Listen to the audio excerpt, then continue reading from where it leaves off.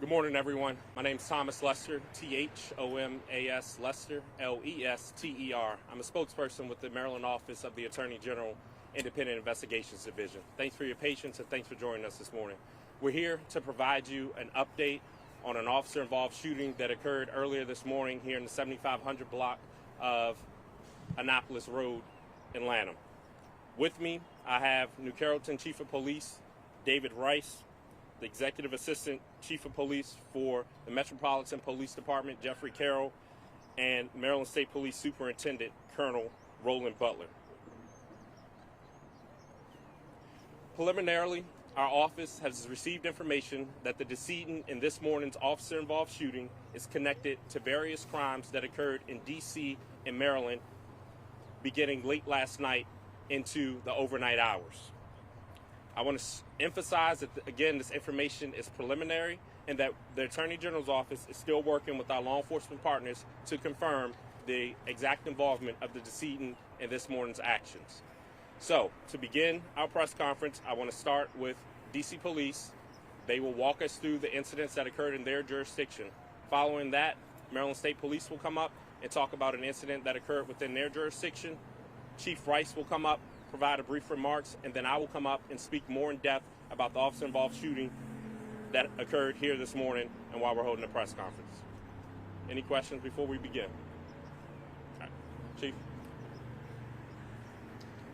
Good morning, everyone. As he stated, my name is Jeff Carroll. I'm the Executive Assistant Chief at the Metropolitan Police Department in Washington, D.C. First off, let me start by saying this is a very tragic circumstance that we're about to speak to today. They take place as multiple incidents in a variety of jurisdictions in the National Capital Region. Also, I want to emphasize that tragedy has happened here to the community members and the victims that are associated with these crimes.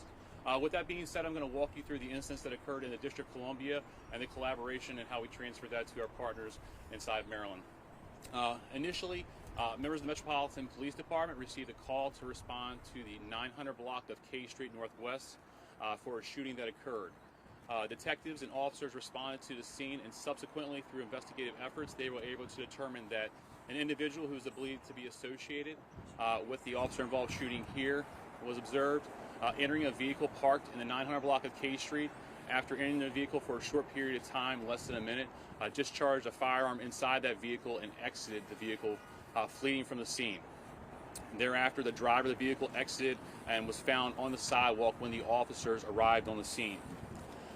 Subsequently from that, through our investigative efforts, we learned that a couple hours later, approximately 7:05 p.m., the same individual is believed to have responded to the 1000 block of 3rd Street Northeast, where he attempted to carjack another individual where he was unsuccessful.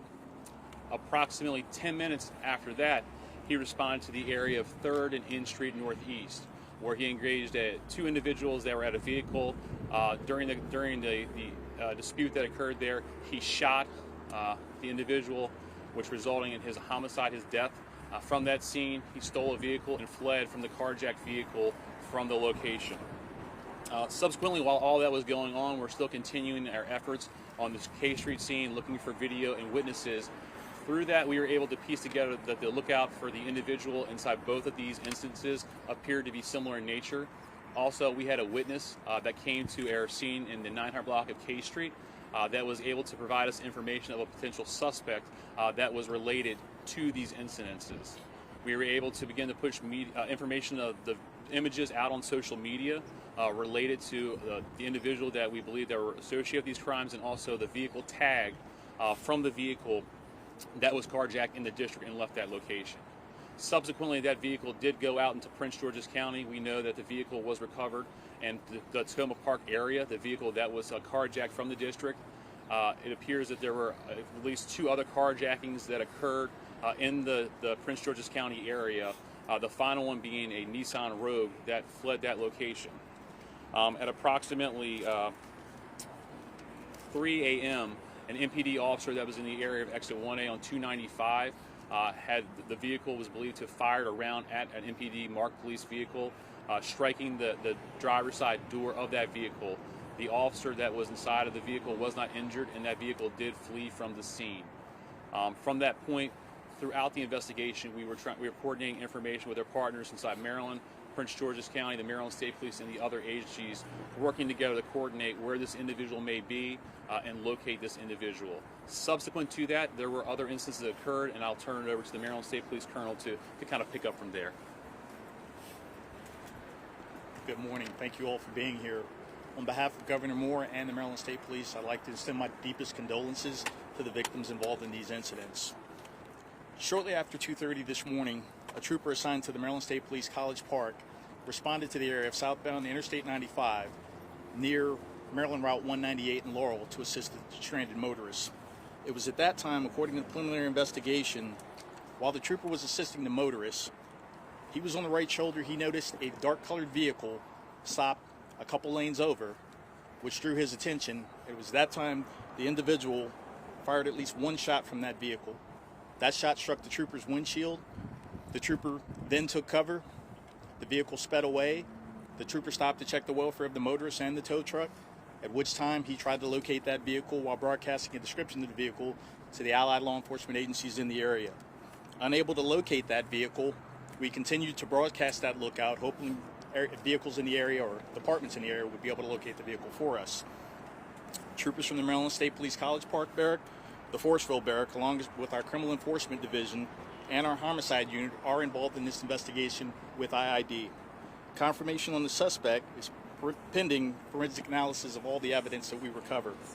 At this point, I'd like to turn it over to Chief Rice from the New Carrollton Police Department. Good morning, everyone. Again, I'd like to say our condolences to all the victims involved in this horrendous act of violence throughout D.C. and Maryland. Also, on behalf of myself, my mayor, and the rest of the city council, we just want to make sure they know that we're praying for them. I just wanted to make a quick statement to let you know that the New Carrollton Police Department, because this is a fatal shooting involving police officers, it is automatically covered under the Attorney General's office, which is why I couldn't give you all a statement earlier. That's why I'm thanking you all for your patience and courtesy, and explain why I couldn't do it. So having said that, I am going to turn it over to Mr. Lester, who will brief you on the incident that happened here. Thank you, Chief. Again, I was Chief Rice with the New Carrollton City Police Department. As of October 1st of 2021, the Attorney General's office is charged with investigating all fatal and critical incident injuries that occurred to an individual involving law enforcement across the state of Maryland, which is why our office is here on scene this morning. So I'll walk you through today's events. At approximately 4:30 a.m., officers with the New Carrollton Police Department were on patrol here in the 7500 block of Annapolis Road. While on patrol, officers came upon a disabled vehicle in the roadway. Officers got out of their vehicles to begin investigating the vehicle that was left in the roadway. The vehicle was unoccupied at the time. While officers are doing their investigation, they learned that the vehicle had been carjacked in Prince George's County earlier in the day. During their investigation, officers began canvassing the area, looking for potential driver occupants of the vehicle. During their canvass, officers encountered an adult male who walked up to them. During that encounter, this male produced 2 handguns. During that time, 2 New Carrollton officers discharged their service weapons, striking the man. The man was provided aid, taken to a local hospital where he was pronounced dead. As I said, at this time, the information that we have available to us is that 2 officers were involved. We do know that the New Carrollton Police Department are issued body-worn cameras and officers were equipped with those cameras. We're still working to determine whether or not the incident was captured on camera. Standard, what we will do is within the next 2 business days, release the name of the man who was killed this morning, as well as the officers involved. The next steps after that is within 20 business days, our office will release any camera footage that we were able to recover during the incident. In between that time, what will happen is our investigators and team of attorneys will focus their portion of our investigation on the events that happened here during the officer-involved shooting. We will review that officer-involved shooting. At that point in time, we will release a report that either explains why the Attorney General has declined charges or why the office has pursued charges in the case. That is standard in any officer-involved shooting investigation that occurs in the state of Maryland. It is not anything particular to this incident that occurred here this morning. Are there any questions? Yes, sir. Was there an exchange of gunfire here between the two Carrollton officers and the suspect? The suspect fire either of those two weapons? We're still early on in the investigation, Mark. I wish I knew that answer, but that's something that our investigators are looking into. Did you recover those two weapons? We did recover 2 weapons at the scene. And they were operable, loaded? And it's still too early to say. That's a part of the forensic and gun analysis that takes place post-incident. You've described this individual as a man, so we're presuming an adult male, not a juvenile. Correct. At this time, the information that I have is that he's an adult male. The vehicle that ended up here, is this a vehicle that Maryland State Police saw up on the highway, or a different vehicle yet again? Preliminarily, we're still working to make that connection. Okay. Can you clarify, you said some carjackings in Prince George's. How many carjackings happened in Prince George's County, and do we know where? I don't have the exact number at this time. I don't want to speculate. Prince George's County Police should be able to provide that information to you. Does it seem like this... 1 second. I'm sorry. I'm just letting him finish. I'll come to you. Yes, ma'am. Does it seem like this person was just approaching people at random, like didn't know any of the victims, and just kind of was going on a rampage, or how would you characterize it? I'll let law enforcement speak to what their investigation is showing at this time, if they have any information to provide. Sure. So the information that we have received so far is there is no connection between the individuals in that perpetrated this crime and the people in the District of Columbia. The information that we do have is that potentially there was a mental health concerns with this individual, and he went on this spree. So this is not a typical carjacking or crime spree. It does appear there is mental health concerns and overtones related to this. Was he known to you prior to this? He was known to law enforcement, but nothing associated to anything similar to this. Chief, did the witness at the first scene who led you to identify the suspect know the suspect and have a personal relationship or relative of that suspect? He had, the person who approached us at the scene, they had information about him. I don't want to get into the exact relationship, but they did have information that was able to help us identify who They it was. knew the suspect. Yes, they did know who he was. And Chief, could we ask you about the status of your two officers who engaged with the suspect? Yes, sir. They are still being questioned by the investigators. Their physical health, they're fine, not injured in any way. They'll be on leave? Or what Yeah, they'll be, as soon as they're done with the questioning, they will be put on administrative leave. Can you tell us anything about their years of service years of in the service. department? Well, I won't get into that again. That'll all fall under the AG's, Yes, ma'am. Do you know how many shots were actually fired by these two officers, or is that still under investigation? It's still under investigation. I can tell you there are multiple shell casings recovered on the scene, but that's the most I can tell you at this time. Those officers did fire. Preliminarily, what we're saying is that 2 officers discharged their service weapons. I don't have the specifics on the count for each. Do you know what type of weapon was recovered, the caliber? I don't have that specific information, but I can tell you we recovered 2 handguns from the scene.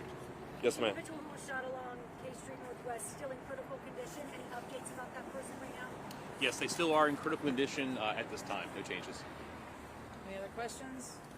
How it was one homicide, one person killed, and nobody else is deceased at this time? Sure. So from the district perspective, we have one individual that was killed in a homicide. We have another individual that was shot who is in critical condition. That's the person from the 900 block of K Street. Currently, that's being investigated as an assault with intent to kill. And then we have the attempt carjacking that I explained that occurred in between the 2 instances. And then the assault on the police officer. That's the discharge of the firearm at the police officer in the marked MPD vehicle. Both those victims are adult males? Yes, they are. I don't know who this is for, but I mean, we had this woman, in Prince George's County, are kind of going on a rampage just last week. Now this, how concerning is that to you in law enforcement that we've had 2 people back to back, just seemingly at random, just going up and committing crimes against people and wanting to kill them in some cases? I mean, obviously that's a tremendous concern, but as you just said, it appeared to be random in nature. The only thing we can stress is that citizens need to be aware of their surroundings, just like law enforcement officers have to be aware of their surroundings and prepared to defend themselves and defend the citizens. And are you just seeing a lot of mental health concerns lately that maybe you didn't see 5 years ago as much? I can't say. So Stephanie, you had a question? I just wanted to ask if you all have been able to identify that there is area surveillance video showing the entire shooting in addition to this mission. It's part of the investigation. I say our investigators are walking around as we hold this press conference, looking to gather additional video footage that could aid in our investigation. Following this press conference, there will be a press release that comes out later in the day that focuses on this portion of the investigation, which is the officer-involved shooting. As far as the carjackings and the other individual incidents, we will have to refer you to the local police departments that are doing those investigations. If there are any additional questions, I'll take them off camera after this, but thank you for joining us, and thanks for your patience. Thank you, everybody.